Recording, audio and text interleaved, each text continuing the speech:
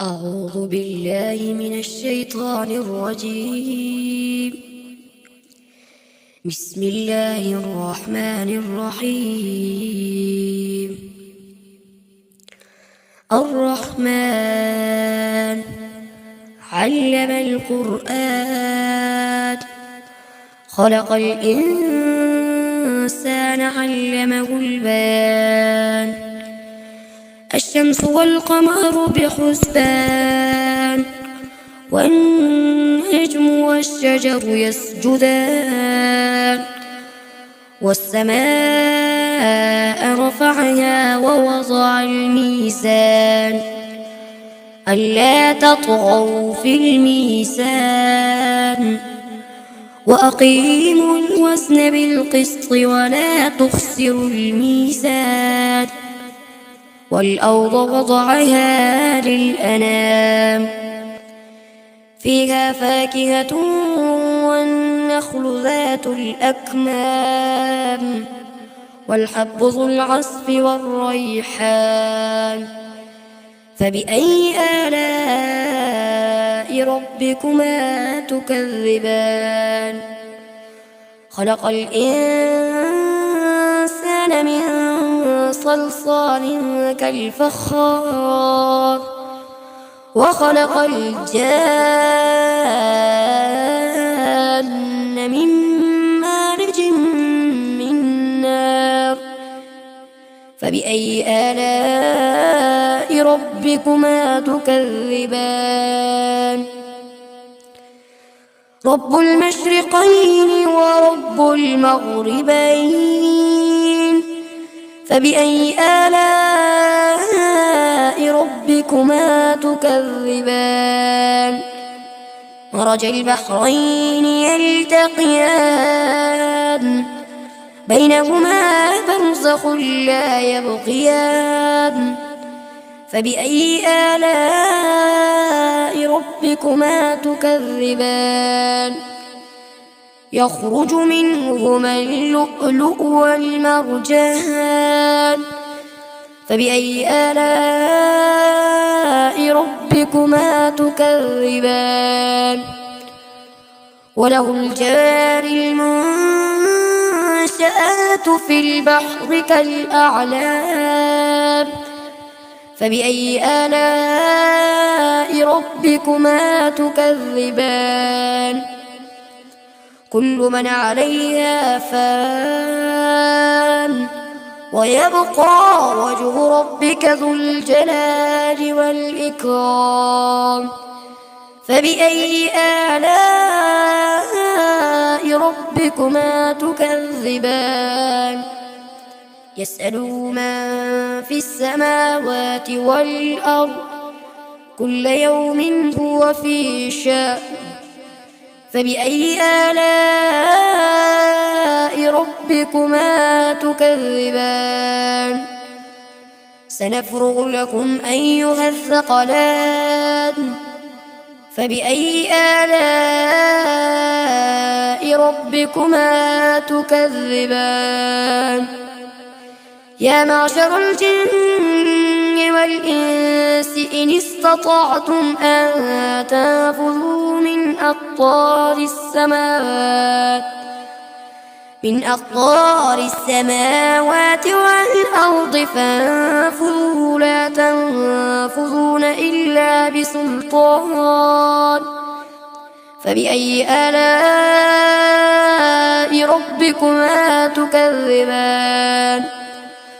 يرسل عليكما شواظ من نار ونحاس فلا تنتصران فبأي آلاء ربكما تكذبان.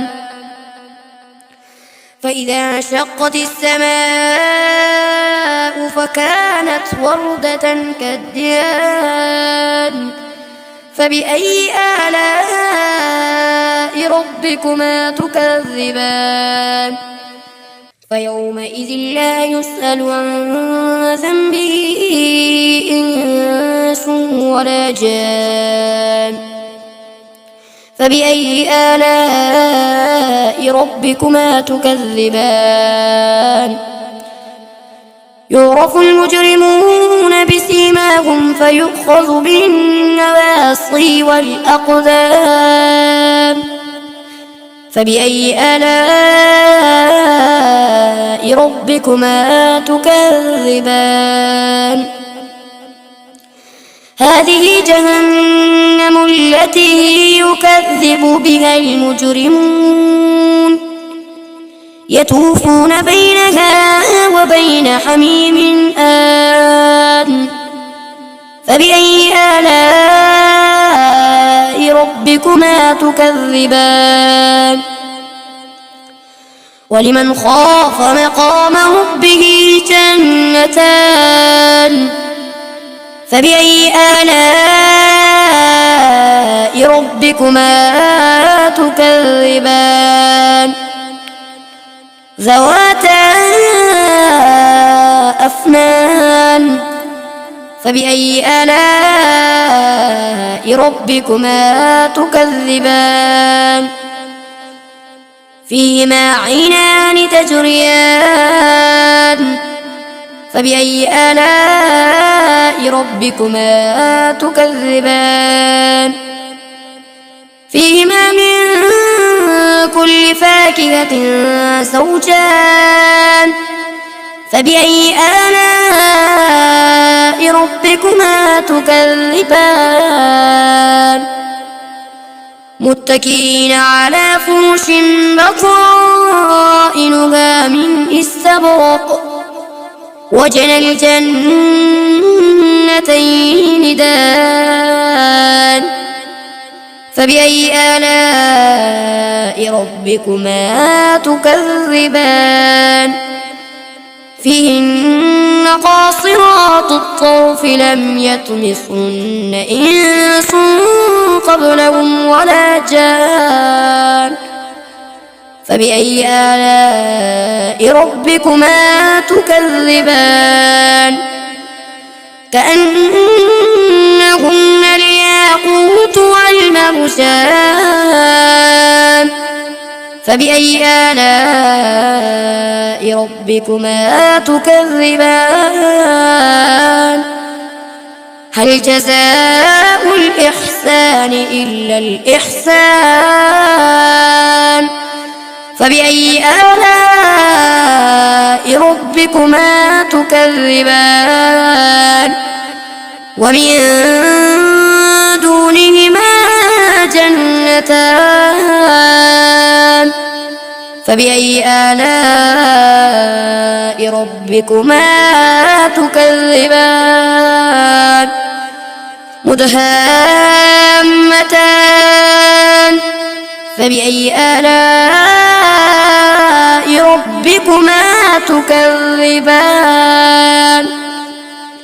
فيهما عينان نضاختان فبأي آلاء ربكما تكذبان فيهما فاكهة ونخل ورمان فبأي آلاء ربكما تكذبان فيهن خيرات حسان فبأي آلاء ربكما تكذبان حور مقصورات في الخيام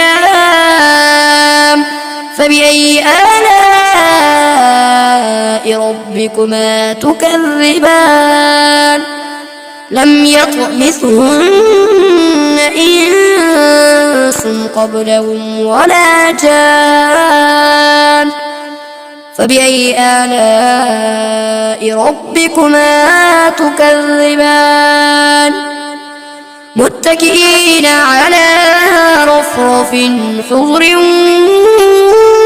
وعبقري حسان فبأي آلاء ربكما تكذبان تبارك اسم ربك ذي الجلال والإكرام.